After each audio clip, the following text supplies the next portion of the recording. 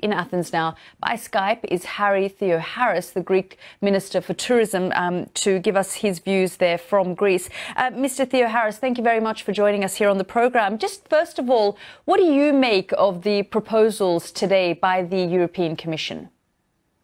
Well, we welcome the proposals as a step forward, and an important step forward at that.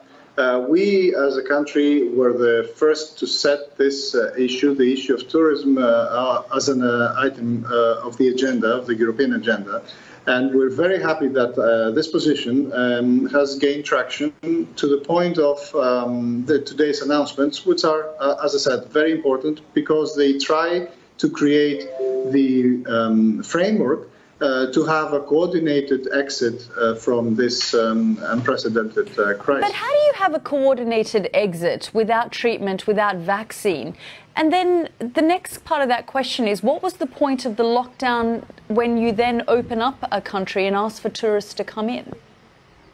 Well, of course, this has to be done in a balanced way, in a way that keeps the safety of people first, but also allows the, under the specific conditions, under specific rules and hygienic protocols, the resumption of vacationing, of traveling, without taking undue risks. You know very well that Greece is one of the countries that has an excellent track record. The European Commission created a website specifically to show a comparison of different countries, and in that European website shows exactly where Greece's position is. So I mean, there's no doubt that Greece has done well in this by mitigating, by locking down early, and they've kept the number of deaths and the number of people contracting the virus down. But then by opening it up, are you not then putting your population at risk of a second phase? Well, we will not do that. We will safeguard the health of both our population and our visitors by ensuring, as I said, that depending on the agreements that we'll make with other countries and on a pan-European level, that we can use either tests or other means to limit the risk of spreading the virus. As I said, if you look at South Korea, our doctors together, it's very important to understand that Greece has allowed the experts, the health experts, to guide us through this process. And we're gradually putting our plans together to ensure that on each of the phases, the lockdown, the limited removal of the restrictions internally, and then the final stage of gradually opening up. But can I, sir, put to you what South Korea has done? Because South Korea had a very strong track record, too, of tracking and tracing and then asking people to isolate based on the number of tests they did. And then they were able to, in turn, keep the numbers down. But just last weekend, one person was able to infect hundreds, we don't know, it could be much more, just by going out to a nightclub. And so if the tourism industry reopens, I mean, the damage based on just, for example, the number of asymptomatic people that exist that don't even know they have the virus.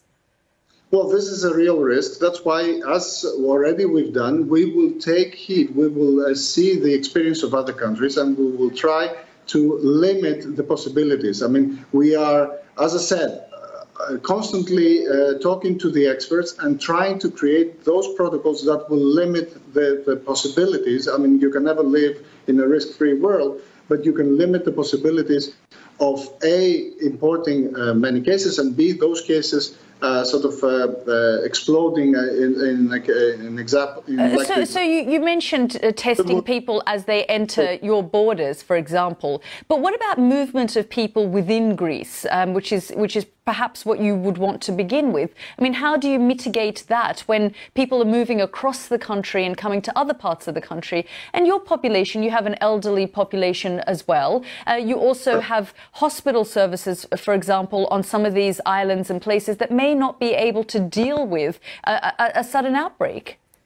Well, that's why we have a fully operational plan currently in place to ensure that we will have adequate resources, and that's both people resources and any other resources needed in order to be able to test, in order to be able to quarantine, in order to be able to hospitalize people that are in need. That's, if you like, one side of this. But also, we are writing up in this week, as we speak, the exact protocols for every situation, for the air conditioning, for the beaches, for the swimming pools, for the hotels, for the transport, internal transport, and of course for the airplanes. So effectively, we're going through each and every activity that someone on a vacation might do, and we're, with the help of our experts, I need to stress that because it's very important, we're not doing it from a business point of view, we're doing it from a health point of view. And speaking to the experts. It's very, very important. We were guided by those experts. Indeed. We took the decision to trust them. We will continue doing so because this is a political decision taken first and foremost by our Prime Minister. Indeed, it's a fine balancing act, isn't it, between the two, the economy and the health of people. Mr. Theo Harris, thank you very much for joining us.